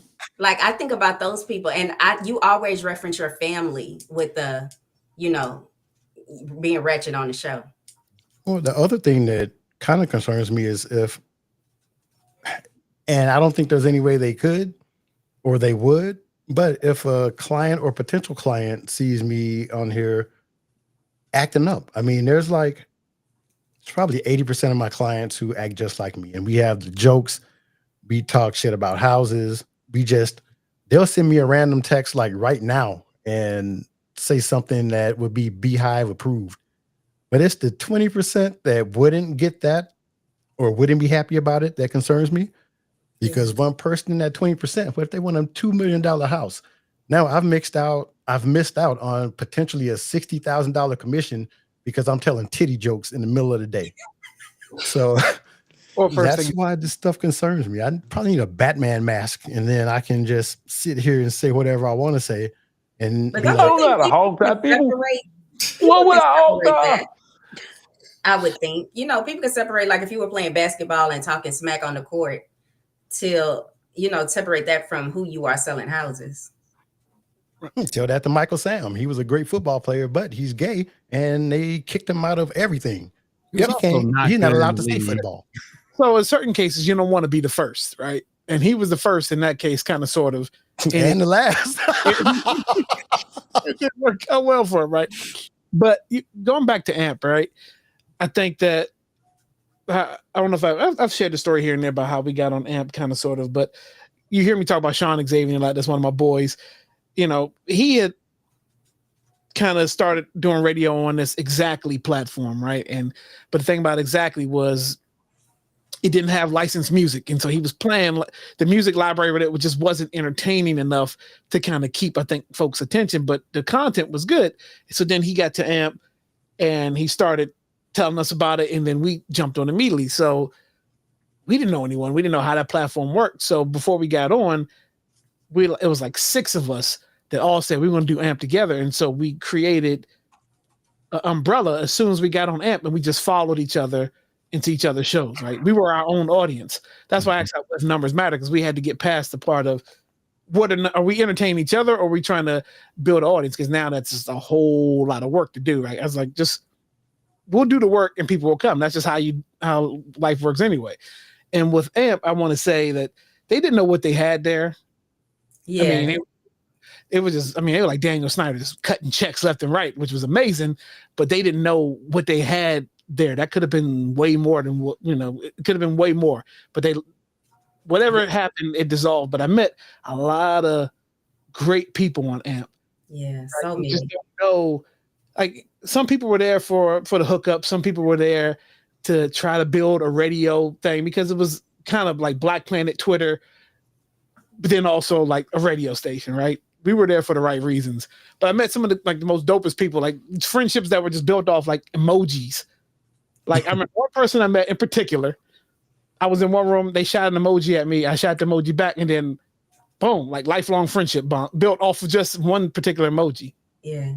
So, I preach this now on the show, like how crazy times are in the world, but the fact that you can find amazing people like on a social media platform that you can invite to your house, have dinner with, drinks with, it's crazy. Or go get sushi with, and then somebody says, "Hey, remember when we got sushi and pussy?" And then I'm like, "Oh yeah, I remember that." We just had sushi. That must have been you and Kendall going out after. and you wrote about it. Kaleo, to piggyback off your point a little bit, we have something special in that it's a supportive ecosystem. And when you get outside of that and you do start growing, that's when like one of the cons of the growth is the negativity seeps in. I had people call me up. I remember one lady called me up, said, "You are the worst DJ I've ever heard in my life." And it was my third show. I was 23 years old, and it crushed me. I remember Right. I remember one lady called me up. She goes, "Does anybody find you funny?" Like, and obviously comments are one thing, but when you get out of the safety of a supportive community and you do start to grow, sometimes the collateral damage is you invite some of that negativity. Of course. The old Howard Stern saying is like, the people who hate me listen twice as much as the people who love me. Right. And I'm not saying that we shouldn't aspire to grow, but I think it's important that you appreciate the community and the safety that we have to be creative. That's why sometimes I get in my feelings a little bit when like creative endeavors are looked down upon by members of the community who maybe aren't as willing to to risk creativity themselves. Because it takes courage to be creative and to put your thought out there. So I'm all for all of us growing and expanding and getting money and doing all that stuff. But there is beauty in community, and especially one that supports one another. And that's one of the things that I did not experience in terrestrial radio that I am absolutely addicted to now here. Yeah. I feel you. I mean, because I feel like every morning, afternoon, and evening, no matter where we are, we can be ourselves, and it doesn't matter what time of day it is. Like, Kendall plays edited music, but the chat is far from edited, right? The chat, he's Sesame Street, but the chat is the chat is Comic View. The Grouch. Dark. It's tough, but super therapeutic. One of y'all said therapeutic, and I definitely appreciate that. Kaleo, I have a question for you. So you started off and you were saying how each show has the creators right here. We each have our own little vibe. Would you tell us what each person vibe is for you? Yeah, for sure. So I'll go back to Carly first. Carly gives me, again, like that old school feel, right? Where I don't need visuals to feel like I know what's going on. The Carly, he's going to tell you what's happening. He's painting a very descriptive picture as far as what he's getting ready to eat, the way it tastes. Whether he's really doing it or not, I believe it, right? But he's backing it up with the visuals, which is even crazier that he's doing it. Right. Dave gives me Dave is almost the bar like Kendall because he comes from the professional side of it, right?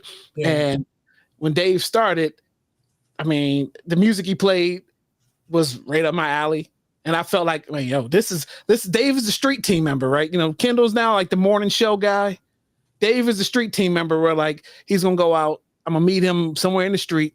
We're gonna give me concert tickets, but he's also down to earth. Like we can go get a drink, hang out. Like he's the homeboy, right? He's gonna give me that vibe.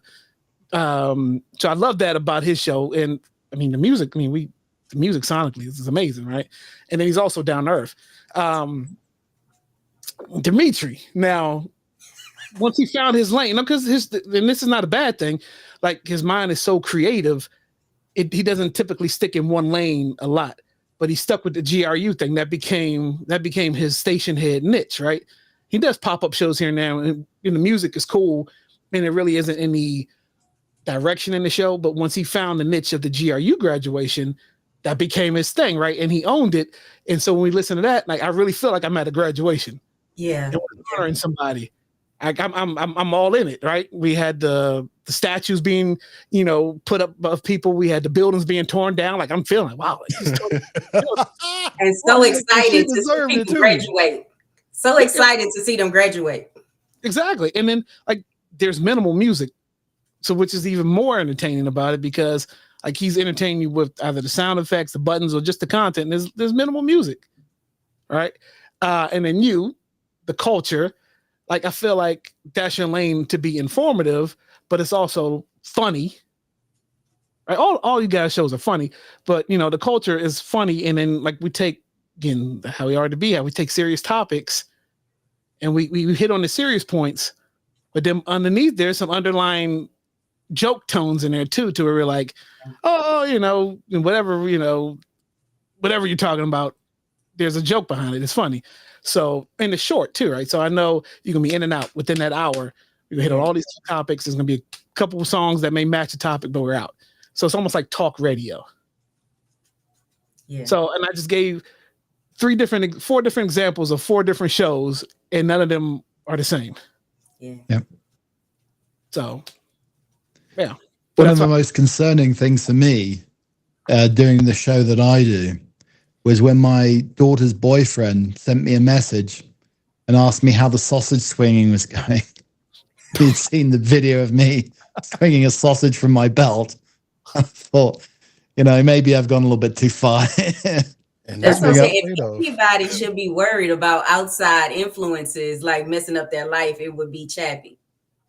Only because if people don't actually hear the show and they're just looking at what he's doing on Instagram, it was like, okay, hold up, y'all.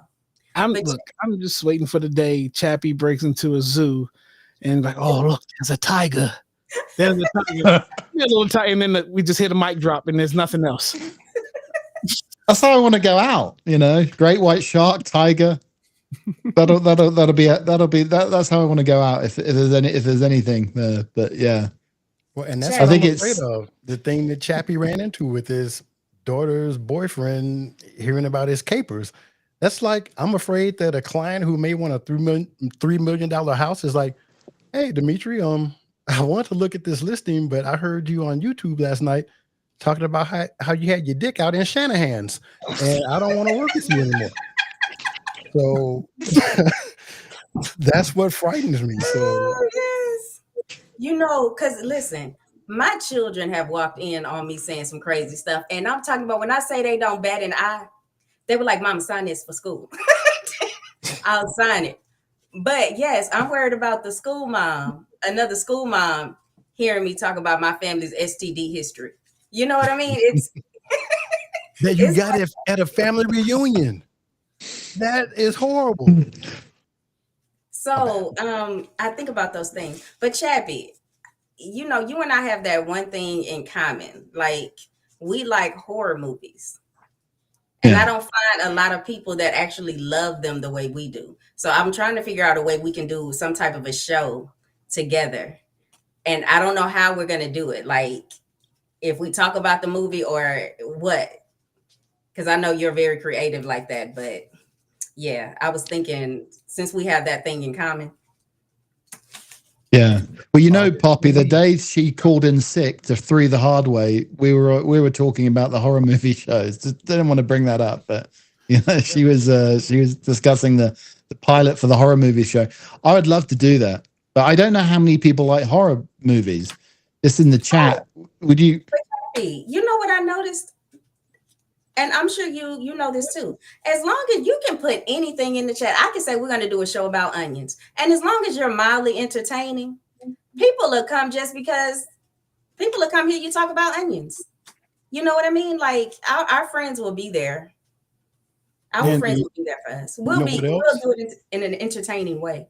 Say it again. You know what else? I'm looking at the 5 of us right here, and my face is Gentry and Kaleo. But if I do this, my neck is Dave and Collie. Oh, what happened? Damn. Go outside. Yeah. When did you go outside last? Ashy neck. That's not ash. That's privilege. No, that's he needs some sun. I think seeing that neck, you need to be chucked out of GRU yourself. I might be a leper. Yeah, you could that neck needs some vitamin D. Ooh, let me pull this shirt up. I need a turtleneck. I need it. Baby, bring my Carl Thomas. He got the vitiligo neck. You know, I know. Chappie, you were talking about you don't know if people are gonna, be interested in a topic or something you want to do. It reminded me of an interview that Kendrick Lamar just did, and they were asking, like, how much do you think about the audience when you're writing music? And he's like, I don't anymore. Like, I'm doing things for me, and if the audience likes it, cool. And I know, like, even Rick Rubin has said stuff like that, where it's like, we don't go into the studio in mind of making the audience happy. We're making music for us, and we hope the audience resonates. And I think for me, that's what makes your show so special. Is you are entertaining yourself, and we're lucky enough to be a part of it. And I think that's the spirit you have to take on any endeavor, whether it's like the murder mystery or it's the haunted wood or any of that stuff. It's like, this is interesting to Chappie, and therefore he's gonna make it compelling, and thus we will be compelled by it. Yeah, we'll catch up to you. And so, real quick, I was talking about shows that I love. So Miss Q, like if y'all have never listened, everyone here has listened to Miss Q. But what I found, like, she was one of the first shows I followed on AMP and into Station Head. But now, like with Blast, I feel like the thing I love about Blast, I always say the handcuffs are off. Like, I listen to her shows now, like, and she's doing the mixing, and her playlists are always on point. So I just know that Miss Q is going to school me in some music that I thought, I never claim to know everything, but I always hear something new in her shows. Yeah. She has good storytelling behind it. So shout out to her. With Love R&B, who I believe is Mona Risa on Blast. I know I'm going to get great R&B on a Friday night and get uplifted on Sundays when I listen to her shows Friday and Sunday.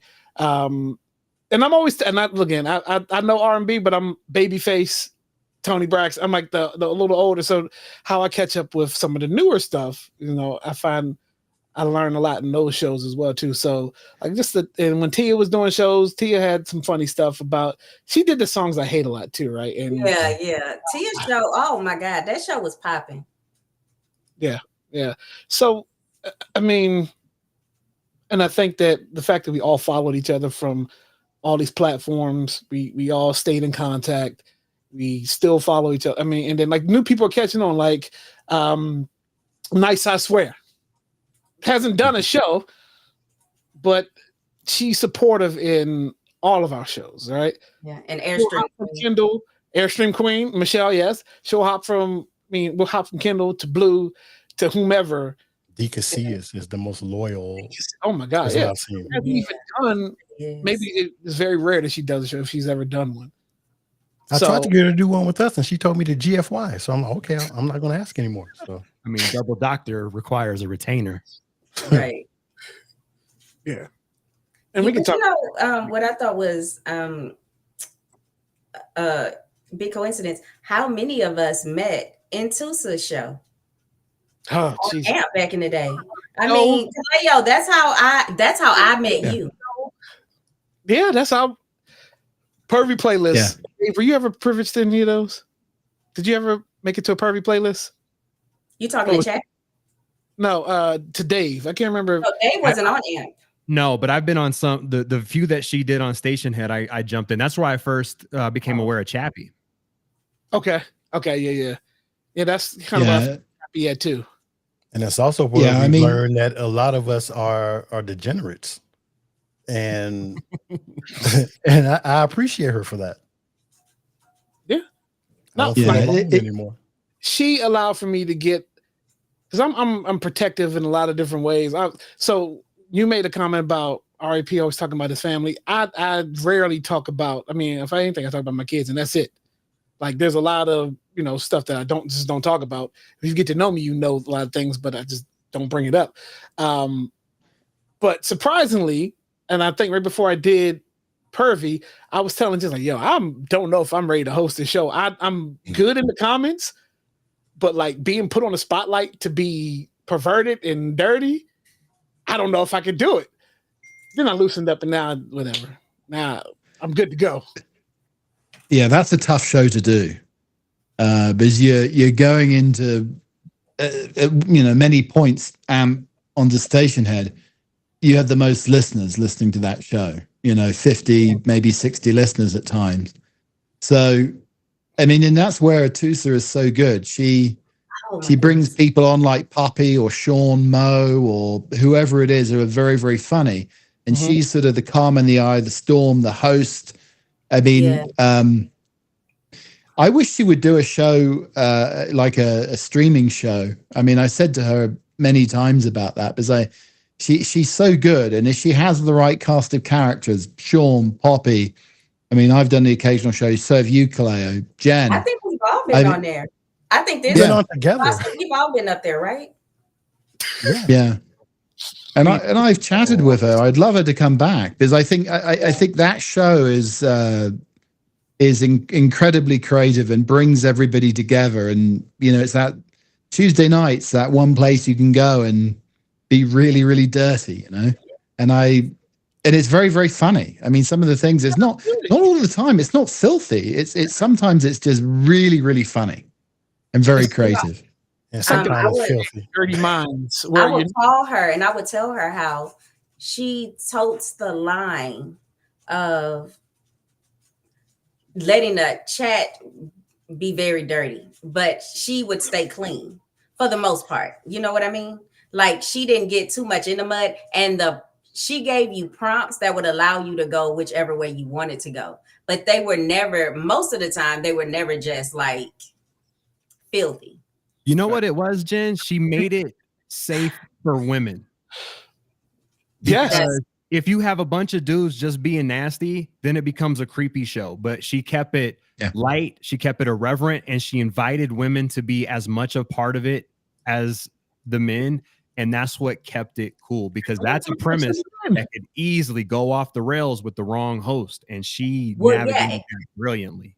I agree with that completely, Dave. But it was funny because on Station Head, you could control it. And then most of the men would be respectful because honestly, by that point, we knew each other. Like there was really, with the exception of less than 5 people, did I not know in her chat. But on AMP, sometimes people would like say inappropriate things. And it was just like, okay, I'm going to sit in the back for a little bit.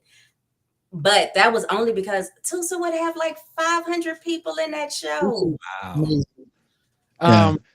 I will say, and before I get out of here, because I got to get ready for the show tomorrow, kind of where I get a little bit of that now. It's not the same. And I want to give her flowers for getting comfortable with her own self is Snarky Sessions. Right. So a little form of us being able to let loose, that after dark kind of talk. Obviously with the book club, we get a lot of that out. So it's a form of that release. But I've watched and listened to, and Kendall's right there, so of course it was going to get better anyway. But I felt every week I feel the confidence pick up. The storytelling has gotten better, right? She hits on all the bits, even if Kendall's not part of it, right? She's just hitting on the bits. You got to tell the stories, and the music is great. So I've watched that develop into something great, and it just kind of gives me the same outlet there, but it's different, right? So it's not the same show, but there's elements of it there. So I kind of get it there, but definitely be great if Tusa at least once a month just brought the thunder every Tuesday. I think Snarky's anger makes her show so great. Snarky's anger. Oh, look who's here! Speak of the devil. Yeah, I send her. You know who? When I see Kaleo in Snarky's room, I always feel like Snarky is auntie, because I feel like Kaleo is on his best behavior in Snarky sessions, and he's not on his great.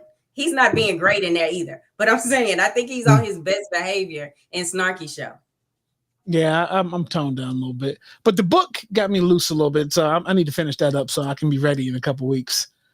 So fine, you'll do once a month. Well, look, Oh. there it is. Screenshot that. Nice. And post we that gotta on every screenshot social media. Like, let's hold her accountable because we would love to bring back Pervy. Instead of Pervy, though, since it's once a month, we should call it the cycle. The cycle.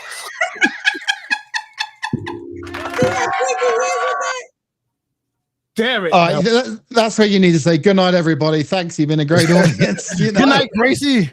Closer. But all right, y'all. Look, man, I'm glad I was able to hop on when I got in. I love each and every one of y'all.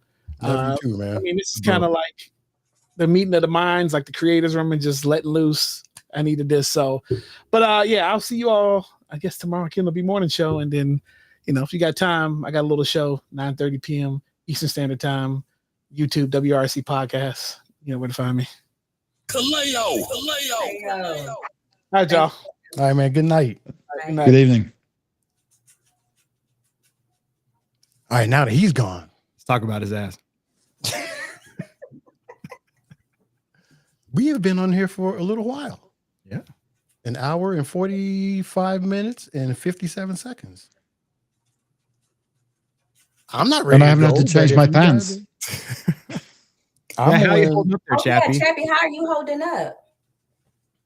I was saying at the beginning of the show that I've never eaten a meal and then hosted a show on this Ozempic, and it's I'm okay for the moment. I don't know. Much longer are we going to go? Another 15 minutes, or? I mean, we can stop. We're going to keep going all night. Well, if we stop now, I have a little cubby over there with some stuff in it. And now that I'm not in a horrible mood because of Miley, I may visit that little cubby that I've been avoiding because I didn't want anything bad to happen. Yeah. So, well, we've got a Tusa to say she's going to do one show a month. That's great. You know, beautiful. We've got it in our feelings as well, which is fantastic. And it's been good. And we're going to have to do the horror movie show now. We put it out there, Jen. Yeah. So we're going to have to do something longer. Well, and then we have a show. We'll have to do our show. Figure out how we're going to do it. Well, Gentry and I have a show that we've never even tried. We've done it once, and that's how we met the F.A.W.N. But it's Gentry, Daydreamer, Tia, Chantel.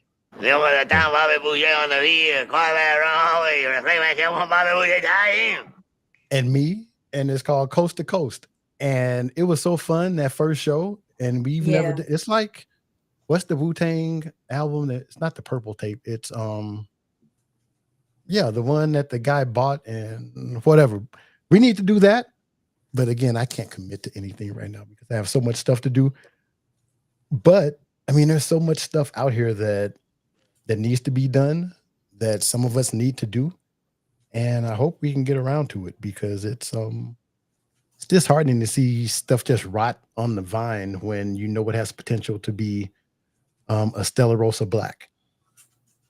Thank you. Well, when Tottenham start winning again, I want to do a soccer show with you. I'm so depressed about soccer. I guess we're never doing that show. That's true. But no, this has been a lot of fun. We should do this more often. If the audience tunes in, I don't know. Do people want to see this again? Yeah, they want to see. The chat's delayed here. Yeah, let me see. I'm just scrolling through because did I put this up about Miss Q? Being a softcore perv. And then D. Casilla said, we all know Bertha. How did Bertha come around? Gentry? Just making fun of Kaleo. I know. I can't remember the day. Just Kaleo talking about older women. Okay. And then we made up Bertha. How fun is this though? It's the cafeteria table where I want to say the cool kids. I think you said the mean kids, but we just take people's things and run with it. I mean, when Kendall and Snarky went to the graduation, it was like their niece or nephew or something, and Rhythmics were wilding out, and that's how we got GRU, and you became like the first graduate with the finger wave bachelor. So it's it's like we're so unserious, like this pilot, Tia, but I think I don't know. This is what keeps me going. If it wasn't for the Beehive, then I would probably be the corporate Dimitri that I was at CenturyLink, burning all these bridges. And I'm thankful for you guys that I don't know you where allowed I me to would be wild. I don't know where I would be. Like, yeah, I don't, I mean, obviously I would be doing what I was doing before, but I don't think I would be as happy of a person. I'll Like say when you that. quit your job. We're like, ooh, Yeah. I can't do this job. I gotta be in people's chats. You just left those people high and dry. Well, you know, I couldn't work anymore because of the candy caning, but yeah, at least now, you know, I can candy cane with my friends. Yeah. Likewise. You know, I wouldn't say I was in a dark place before I joined you guys, but I was emerging from a dark place, and my creative sparks had kind of dwindled, and I felt like a chapter of my life had closed. And it was reignited, like my own flame was reignited, but it was fueled by the creativity. I was almost instantly inspired by everybody in the group. And then when you add that everybody was cool with each other and had genuine love for each other, it was like, oh, I finally found a community that I feel a part of. And that's something I've never felt in my 43 years, really. So like this last year, just from a mental health and emotional health standpoint, has been a gift I didn't even know I needed, really. Yeah, that's a beautiful thing, and almost kind of sad that you never found your people before this, you know? I mean, we talked about it a little bit, but yeah, I've always felt like on an island. So this has been kind of the closest thing I felt to a real community. Yeah, until now, I didn't have my people either. It's like I've known people for my entire life, and like people I grew up with in my neighborhood, and I haven't spoken to them in 35 years. But I talk to everyone who's in here pretty much every day. Yeah. And yeah, and it doesn't feel like a chore. Nope. And I know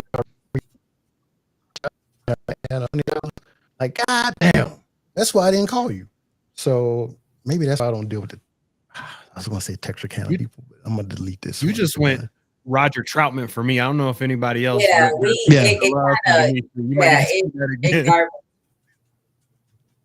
Cool. I got, where's mine? Hold on a second. And then like the people in. I got.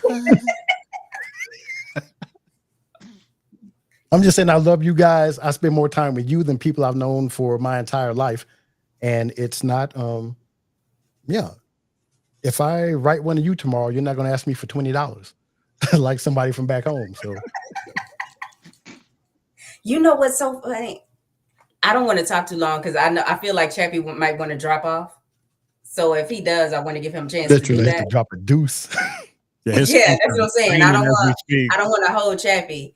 I was gonna give him a chance to drop off, but I remember one time I called you and I was like, Michi, can I have $25?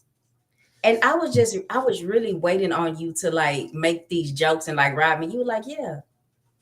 And then I was like, I don't need your $25. I gave your wife $25 for her birthday. I'm just asking you to give it back or something like that. Like I was making a joke, but it was the fact that you told me yes.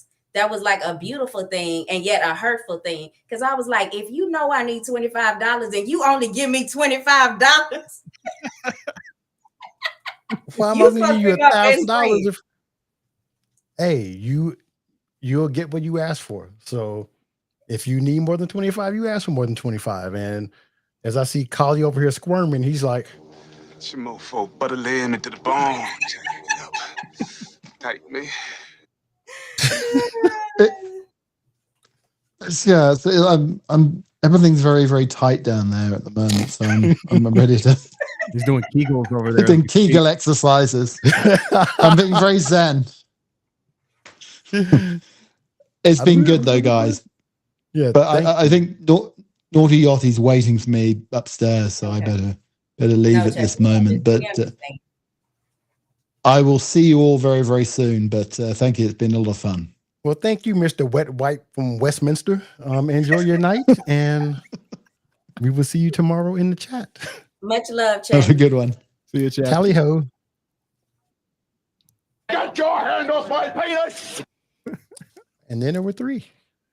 I mean, he was a good sport. He just got done twisting the knobs before he jumped on, so he didn't get much of a reprieve between shows. So salute to Chad. Let me take this injection. Oh, damn, I'm on YouTube now and I got a shit. And yeah, so bless Chappie. Yes. Hopefully he can make it up to the bathroom.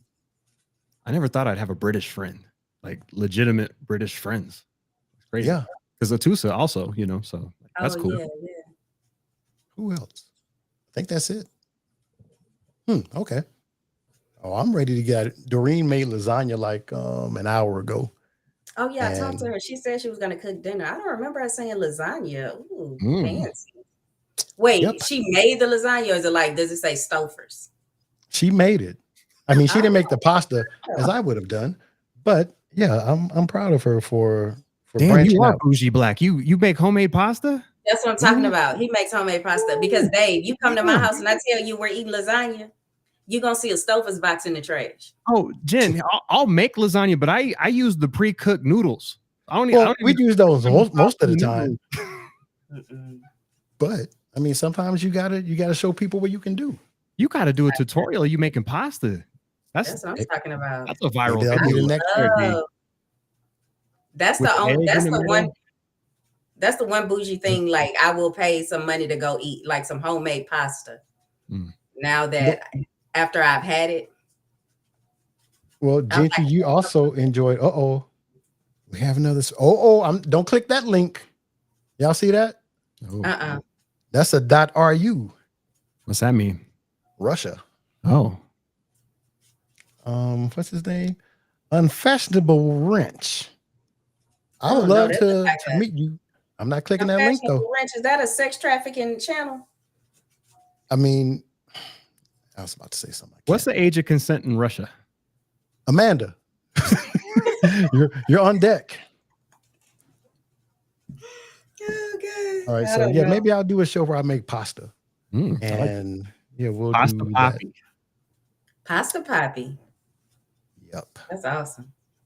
Yeah, so we should wrap it up. And I did this whole show without having to get up because I have on some of my Rihanna boxers. Sometimes they can be revealing, so I was hoping I didn't have to get up or like slide out this bitch like this before I got up. But yeah, I got to use the bathroom too. So all right, I don't have to do a collie. That seems very personal. Okay. Well, we're all family here, so yeah, that's true. I appreciate you guys. Thank you so much for letting me be a part of your little crew and hang out with and act a fool occasionally. It really does fill my soul up with a lot of joy. So I appreciate you both and everybody that's in this crew. Well, we appreciate you, and you know that you and I, we kind of share a brain. So Tia said, I don't think I've ever had homemade pasta. So when you come to Vegas, I share a brain with y'all too. My brain just doesn't have titties in it, but I share a brain with y'all. Never had a button when I need it. Ooh, titties. So, wait, did I freeze or did y'all freeze? Somebody froze because you were like, Oh man. You were trying to be all sensitive and caring, and we didn't hear anything. She's lamenting the fact she didn't have titties in her brain. No, I was saying something kind of sweet, and I was like, you said y'all share a brain, right? Mm-hmm. Yeah, and then I said I share a brain with y'all too. It's that my brain doesn't have titties in it. Well, speaking of titties, in Russia, the age of consent is also 16, as per Amanda. Okay. Amanda must have it written down on the wall in the bathroom somewhere. She's for the roads. All right, y'all. I think we should wrap it up because I'll just keep being like, one more thing. Right. I know, because you're going to go in that closet and then you're going to call me and say, hey, you want to do a 24-hour marathon on Station Head? I'm like, I don't know if I can go 24 hours. Yeah, you can. I'm like, okay. We'll see. We'll see. I see my little cubby over there. Again, this bothers me. How is Jesus Christ? I'm like powder. I'm whiter than Dave. Yeah, we We got the Yeah, same y'all chest, we definitely got the same brain and the same chest. So like from here up, my credit is 650, and then from here down, and then you get to the waist, and it goes back to like 575. All right, y'all. So we gotta go. You're gonna be a mess on that beach in 31 days. We are. I'm gonna go get some bronzer or something because this is ridiculous. I have leprosy, unlike Kaleo's leper Hawaiian island. Good night, Mickey. I know people trying to go to sleep. I feel bad for people. All right. I'm gonna go see if Frankie Ariola is doing the show. I'm gonna go in there and cut up once I get into my cubby. Oh, So yeah, thank you guys, and good night, Tia. Good night, Michelle. Good night, Amanda. Good night, everybody, and thank Good you night, guys everybody. for letting us talk for a little while. Love you guys. Love you too, bro. We'll see you. Bye, Jen.